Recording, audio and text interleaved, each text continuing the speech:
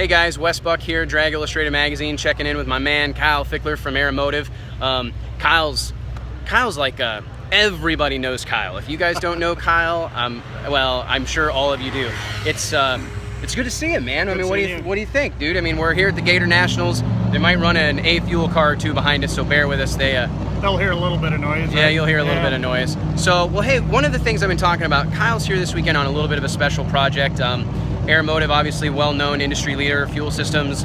But you guys are here this weekend, and you personally on a little bit of an R&D kind of mission to just learn a little bit about the pro stock teams that are not experimenting, have been mandated to run electronic fuel injection. So I guess it's no secret that there's a learning curve that's kind of all these teams are going through. And I mean, hurting some parts, struggling with some drivability and such like that. And that's the noise you were talking about. Yeah, that's the noise we were talking about. What do you think's been? I mean, what's the main issue right now? We're talking about gear ratios. Yeah, you know, and there's a couple parts of the story really, and it's more than just a conversion to EFI, right? Because at the end of the day, we know they're down 30, 40, 50 horsepower, and we expected that. It's actually probably better than what we expected. But what that has dictated is changes from, you know, the radiator back. I mean, they had to relocate the fuel cell, the air inlet.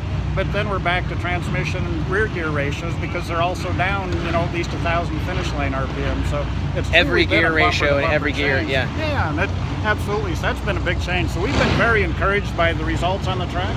You know, the part of the story that has gone a little bit untold, I think, is we had 16 cars at Pomona, we had 14 or 15 at Phoenix, we've got 15 here, I believe. All told, we've had over 20 cars. We've sold systems for basically 25 cars, well, a little bit more than 25.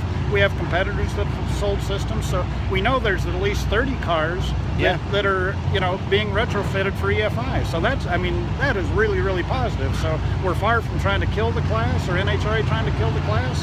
You know, we're going to have at the end of the year probably 35 cars that have been retrofitted for EFI. That's pretty impressive. I had no idea. I mean, to be honest, I just as kind of paying attention, I like to think that I know what's going on, but I've been a little bit. A couple full pulls. Yeah. So that's nice to hear this morning. Yeah, the sun's coming out, a couple full pulls. So, but it's been a little bit disheartening for me. I've been worried about the health of pro stock, you know, but you want to believe that this is a step in the right direction. I mean, do you believe that it truly is? I think it is. I mean, we're excited about it. It's new technology. It's in an area where we're very, very strong being EFI. Something very excited for me, not only as a manufacturer, but as a spectator, is you're taking the best engine builders on the planet and you're taking them out of their comfort zone. Right, and that's so true. I think all of a sudden we're starting to see the guys, the cream is rising to the crop, as you'd always expect. And it's also fun to see some new faces. We're hearing some names on TV and seeing some guys here around the pits who have real strong EFI backgrounds. Now all of a sudden they're finding a home here in the NHRA Pro Stock pits. It's cool to see. I mean, it's drag racing. It's an ever-changing, ever-evolving thing, and this is, admittedly, I think everybody will agree, long overdue. Yeah. You know, so it's nice to see. But tell them real quick, just a couple of things. Like, one of the things that I was lucky enough to spend some time talking to well-known engine builder David Rare a couple of days ago, spend some time with him, and we were just talking about how it's not wide open throttle. That's not the issue. You know, it's everywhere in between. Yeah, you know, you've got a very large butterfly in the throttle body unit, obviously, and so as drivers going through part throttle, whether it's pulling into the water box, doing the burnout, backing up, you've got a lot of vacuum on the other side of that butterfly as well. So they've been working with that. The other thing that's made it very fun is, you know, with the EFI, obviously you've got all the O2 sensors, they've got a lot of data, but at the end of the day, you still got to read the spark plug and let the engine tell you what's going on. So it's brought some of those basics back into play where they're very, very important.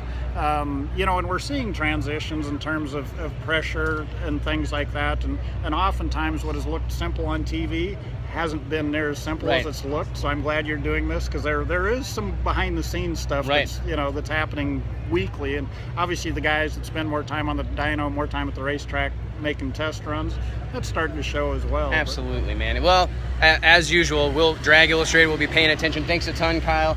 I appreciate it. Thank you, Wes. What Aeromotive is it? Aeromotive.com? Aeromotiveinc.com. Aeromotiveinc.com. AeroMotiveinc.com. Check them out. I know they're also on Facebook. Steve Matusik, the owner's daughter, Amanda's here taking pictures, posting them on the Facebook. Follow them on Facebook. They're also on Instagram. So, and stay tuned to Drag Illustrated. We'll be here all weekend. Thanks, guys.